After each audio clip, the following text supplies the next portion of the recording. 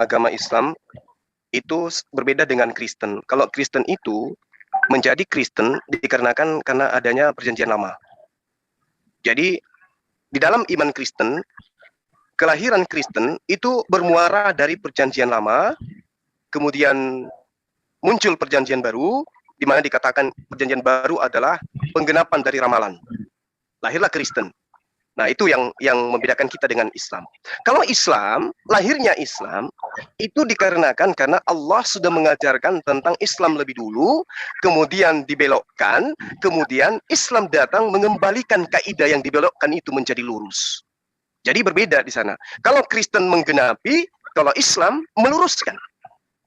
Nah, itu perbedaannya. Nah, terkait dengan milah Abraham, karena kita umat Islam bukan penggenapan, maka kemudian perintahnya hanya mengatakan ikutilah cara keberagamaan daripada Ibrahim.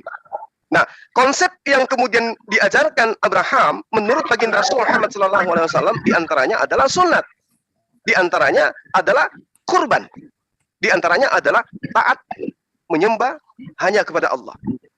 Nah, ini yang diperintahkan oleh Allah kepada kita umat Islam. Bukan oleh karena Nabi Abraham itu bersunat, maka kemudian keturunannya bersunat, karena baginda Rasulullah Muhammad SAW itu keturunannya dia bersunat, karena dia adalah Nabi kita, maka kita ikut juga kepada dia, karena dia bersunat. Bukan kayak begitu. Tapi perintahnya mengikuti cara keberagamaan yang kemudian Abraham ajarkan kepada keturunannya. Apa diantaranya adalah sunat. Maka kemudian kita umat Islam mengikuti itu.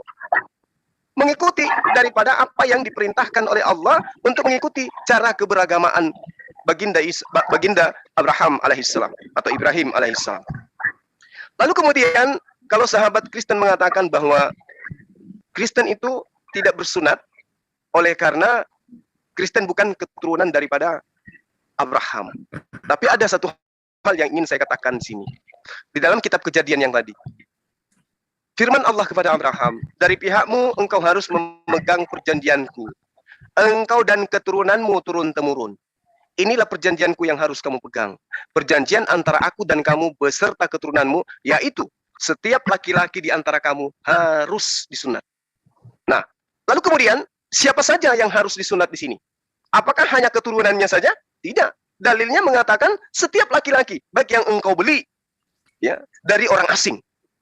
Kalau orang yang dibeli dari orang asing, itu dikategorikan orang yang dimerdekakan. Budak yang dibeli berarti orang yang dimerdekakan. Itu poin. Ini ruang lingkup pengajaran daripada Abraham.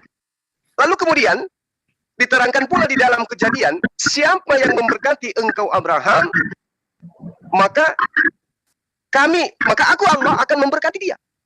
Dan barang siapa yang kemudian mengutuk engkau Abraham, maka aku pun akan mengutuk dia. Nah, lalu kemudian, salah satu bukti bahwa kita umat Islam itu memberkati Abraham adalah mengaminkan, mengiyakan, dan mengikuti apa yang menjadi pola kehidupan dia terhadap perintah Tuhan yang datang kepada Abraham. Baginda Rasulullah Muhammad SAW menerangkan agar kita mengikuti Abraham. Beliau bersunat pada usia 80 tahun. Artinya poinnya bukan usianya, bukan pada masa bersunatnya, tetapi kaidah daripada perintahnya, yaitu bersunat. Nah, saya kira begitu sangat jelas di dalam pengajaran dalam pengajaran kita umat Islam. Yeah. Nah, oleh karena itu kemudian di dalam pengajaran daripada Yesus, ya, sekali lagi saya ngambil dari sana, karena perintah ketaatannya itu harus dijunjung tinggi. Perintah ketaatannya itu harus dijunjung tinggi. Kata Yesus begini, di dalam Yohanes 10 nomor 27. Aku mengenal muridku, muridku mengenal aku. Mereka mendengarkan aku dan mengikuti aku. Di dalam Ibrani 5 nomor 8, Yesus disebut sebagai anak yang taat kepada perintah Tuhan. Yohanes 14 nomor 31, Yesus diterangkan adalah seorang utusan yang melakukan segala perintah Allah. Yohanes 15 nomor 10, Yesus adalah utusan yang senantiasa menuruti perintah Allah. Wahyu 1 nomor 1, Yesus adalah seorang utusan yang menerima wahyu dari Allah. Yohanes 17 nomor 8, Yesus adalah penyampai firman dari Allah. Artinya, ketika Yesus datang di atas muka bumi, dia mempraktekkan pola keberagamaan. Dia menteorikan pola keberagamaan.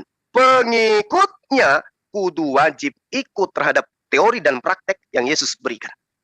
Di dalam Yohanes 14 diterangkan, jika engkau percaya kepada aku, engkau akan mengikuti pekerjaan-pekerjaan yang aku lakukan. Kalau percaya kepada Yesus, mustahil orang itu menjadi Kristen. Kenapa? Kata Yesus, kalau kau percaya kepada aku, maka engkau akan melakukan pekerjaan yang aku lakukan, bahkan pekerjaan yang jauh lebih besar dari yang aku lakukan. Nah sekarang, kalau kita melihat, apakah kemudian teman Kristen ini menyembah Yesus oleh karena mengikuti pekerjaan yang Yesus lakukan? Tidak. Di dalam Yohanes 14 nomor 12, aku berkata kepadamu, sesungguhnya barang siapa percaya kepada aku, ia akan melakukan juga pekerjaan-pekerjaan yang aku lakukan. Kalau percaya, maka saya katakan, andai saja teman-teman Kristen itu percaya kepada Yesus, maka mustahil mereka akan menjadi Kristen. Kenapa? Karena tidak ada pola keberagamaan Yesus sedikit pun yang terindikasi mengajarkan kekristenan. Tidak ada sama sekali. Saya boleh taruhan. Nyembah Yesus, makan babi, tidak bersunat, ibadah minggu, nyembah kepada 3 pribadi Tuhan, mengimani Tuhan datang dalam rupa manusia. Tidak ada sama sekali. Yesus tidak pernah mengajarkan itu. Bahkan mengenal nama Kristen pun tidak. Oleh karena itu saya katakan, kalau percaya kepada Yesus, mustahil menjadi Kristen. Demikian. Iya.